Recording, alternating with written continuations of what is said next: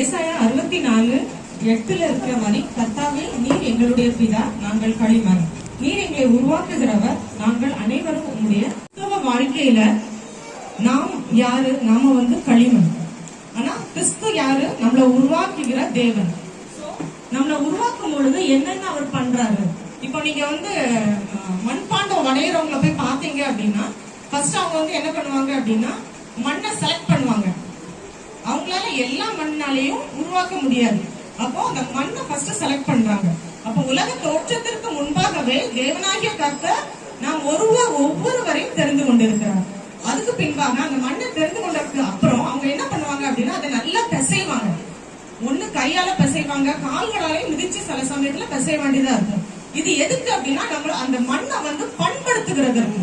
அப்போ முதலாவது ஆண்டவராகிய இயேசு கிறிஸ்து நம்மளை தெரிந்து கொண்டிருக்கிறார். அதுக்கப்புறம் நம்மளை பண்படுத்துகிறார். அப்புறம் ரெண்டாவது ப்ராசஸ் என்ன பண்றாங்க அப்படின்னா, பண்படுத்தப்பட்ட மண்ணை திருகையில வைத்து சுற்றுகிறார். அது எந்த அளவு திருகையில வைத்து சுற்றப்படுகிறதோ அந்த அளவு அவர் நினைத்த மாதிரி மண்பாண்டம் வரையப்படுகிறது. அதுக்கு ஒரு ஷேப் கொடுக்கறாங்க. அதுதான் நம்மளுடைய வாழ்க்கையில ஆண்டவர் நம்மளை அநேக விதமான பாடுகளுக்கு உட்படுத்தி நம்மளை வணைகிறார். அவருக்கு ஏற்றபடி வணைந்த பிறகு என்ன பண்றாங்க அந்த குயவன் அப்படின்னு பார்க்கும்போது அதை நெருப்புல போடுறாங்க. நெருப்புல போடுற ப்ராசஸ்ங்கிறது அது மேல கீழே எல்லா இடத்துலயும் அந்த நெருப்பு சூழும் போது அந்த மண்பாண்டம், வணையப்பட்ட மண்பாண்டம் உறுதியாக்கப்படுகிறது. எந்த சூழ்நிலையிலும் அந்த மண்பாண்டம் உடைந்து போகாதபடி உறுதி செய்யப்படுகிறது. இதுதான் மூன்றாவது ப்ராசஸ். அதுதான் நம்ம இப்ப பார்க்க போகிறோம். அந்த உறுதிப்படுத்தப்பட்ட பின்பு நம்ம எப்படிப்பட்ட சூழ்நிலை போனாலும் நம்மளால அதை தாக்கு பிடிக்க முடியும். கர்த்தர் வளைந்த பாத்திரமா, எல்லா இடத்துலயும் உபயோகப்படுகிற பாத்திரமா கர்த்தர் நம்மளை உபயோகப்படுத்துறாரு. இதுதான் இந்த ஸ்கிட்டோட மெயின் பாயிண்ட்ஸ். இப்போ ஸ்கிட்டுக்குள்ளாக நம்ம போகலாம். முதலாவது பாத்திரம் பொறுமையின்மையை குறிக்கிறது. மிஸ்ஸஸ் மெர்லின் அவர்கள்.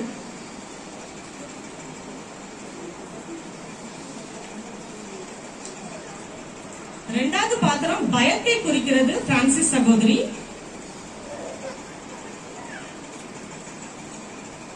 மூன்றாவது பாத்திரம் சந்தேகத்தை குறிக்கிறது. குமாரி சிஸ்டர். நான்காவது சகோதரி விடாமுயற்சியை குறிக்கிறது. ஜெயசிலி சிஸ்டர். குயவனாய் இப்பொழுது நம்முடைய இருக்கிறார் கர்த்தராகிய இயேசு கிறிஸ்துவாய் இப்ப நடிக்க போகிறது சிஸ்டர் வனிதா. சரி, காட்சி 1. சகோதரிகள் அனைவரும் இணைந்து ஜபிக்கிறார்கள்.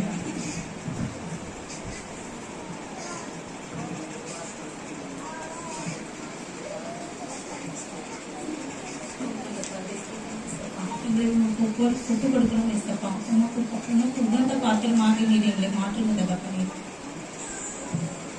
ஸ்தோத்திரம் தகப்பனே. உங்களுடைய சந்தப்படியில் உள்ள தகப்பனே, எல்லையும் ஆண்டவரே என்னை ஆண்டவரே நல்ல பாத்திரமாக எங்களை உருவாக்கவே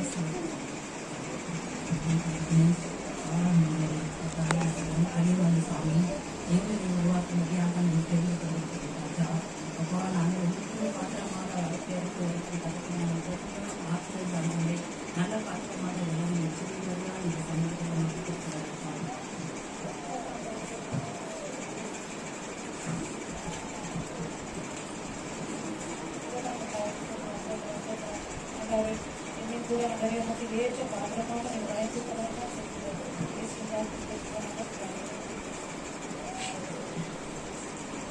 பயப்படாத, நான் உடைய ஜபத்தை கேட்டேன். நீ களிமண், நான் குயவன். உன்னை சரியான பாத்திரமாக உருவாக்குவதற்காக நான் உன்னோடு துணையாக இருப்பேன்.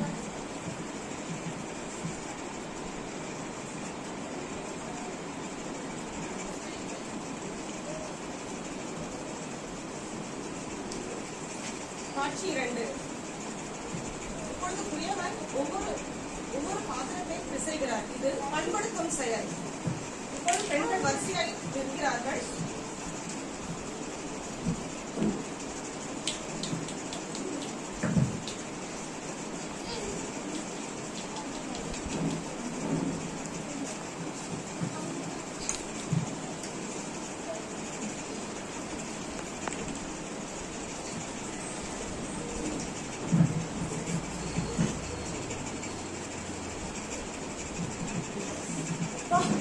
என்னமோ இருக்குது ரஸ்தாவி.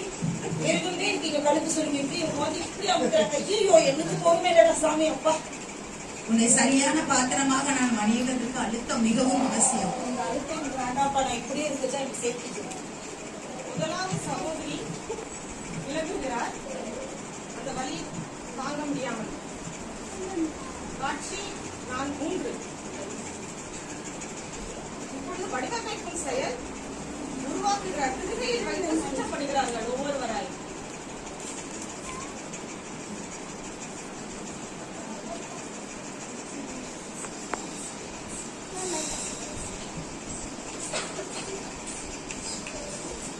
அவன் தலை சுத்துதுங்க. எங்க தலை சுத்துதுங்க, ரொம்ப சுத்துதுங்க. சுத்தாதீங்க சுத்தாதீங்க. எங்க பயமா இருக்குதுங்க. பயப்படாதே மகளே, நான் இப்படி சுற்றும் போதுதான் நீ சரியான பாத்திரமாக அழகான பாத்திரமாக நீ வடிவமைக்கப்பட முடியும். நீ அப்பொழுதுதான் ராஜ்யத்துக்கு என்று உருவாக்கப்பட முடியும். எங்க எனக்கு பயமா இருக்குதுங்க. நீங்க அதிகமா சுத்துங்க. இரண்டாவது சகோதரியும் கடந்து செல்கிறார் பயத்தின் நிமித்தமாக. காட்சி 4. சூளையில் போடப்படுகிறார்கள், நெருப்பிலே போட்டு உறுதிப்படுத்தும் செயல்.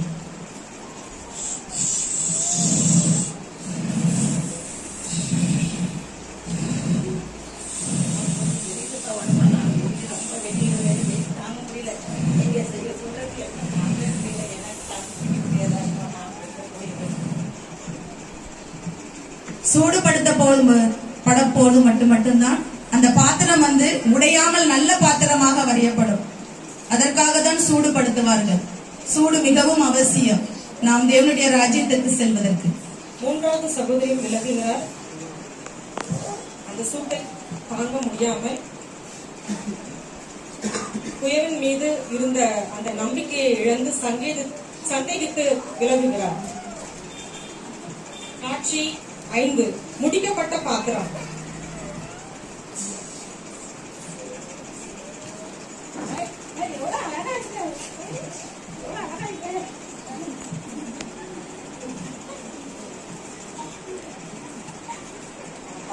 இவங்களை போல நாமளும் பொறுமையா காத்திருந்தா நாமளும் இவங்களை போல அழகா மாறி இருக்கலாமே.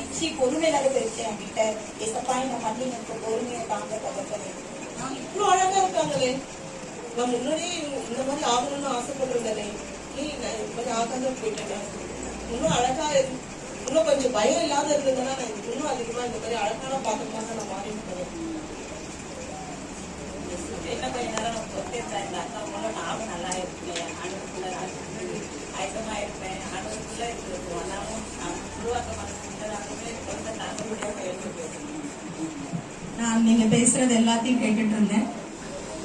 அழகான பாத்திரமா இது போல வணையப்படணும், முழுமையாக்கப்பட்ட பாத்திரமா நீங்க வணையப்படணும்னா அதுக்கு முக்கியமான குறிக்கோள் ஒண்ணு. நம்ம பயப்படக்கூடாது. நம்ம அழுத்தம் நமக்கு மிகவும் அவசியம். பொறுமை, நம்பிக்கை, விசுவாசம் இது எல்லாம் நம்மிடத்தில் இருந்தா மட்டும்தான் நம்ம இந்த அழகான பாத்திரமாய் முழுமையாய் வடிவமைக்கப்பட முடியும். நீங்களும் என்னுடைய கையில வாங்க, நான் மறுபடியும் உங்களை பிணைந்து முழுமையான பாத்திரமாய் உருவாக்குவேன்.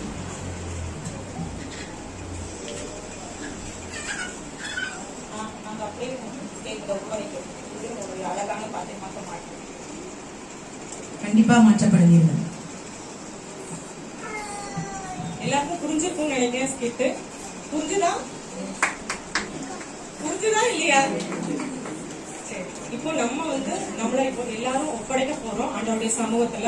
நாம் உபயோகப்படாத மண்ணாய் இருந்து மற்றவர்களாய் மிதிக்கப்பட போகிறோமா, அல்லது நம்மை முழுவதும் குயவனாகி இயேசு கிறிஸ்துவிடம் ஒப்படைத்து அர்ப்பணித்து பண்படுத்தப்பட, உருவாக்க, உறுதியாக்கப்பட, ஒப்பு கொடுத்து உபயோகப்படுகிற பாத்திரமாய் ஜொலிக்க போகிறோமா? நம்மை நாமே அர்ப்பணிப்போம். ஜெபம். தூயவனே தூயவனே தூயவனே என் இயேசுவே, மண்ணான எம்மை உருவாக்குமே, உம் கரத்தால் எம்மை உருவாக்குமே, மண்ணான எம்மை உருவாக்குமே, உம் சித்தம் போல் என்னை உருவாக்குமே. இசப்பா, எங்களை நாங்க உங்க கரத்துல ஒப்படைத்து ஜெபிக்கிறோம் சுவாமி. எங்களை உமக்கு சித்தமான பாத்திரங்களாக உருவாக்கி அப்பா உமது ராஜ்யத்துக்கு ஏற்றபடி எங்களை உபயோகப்படுத்தும்படி ஒப்படைக்கிறோம். தாழ்த்துகிறோம். இயேசு கிறிஸ்துவின் மீதான நாமத்திலே வேண்டுகிறோம் எங்கள் ஜீவன நல்ல தகப்பனே. ஆமென்.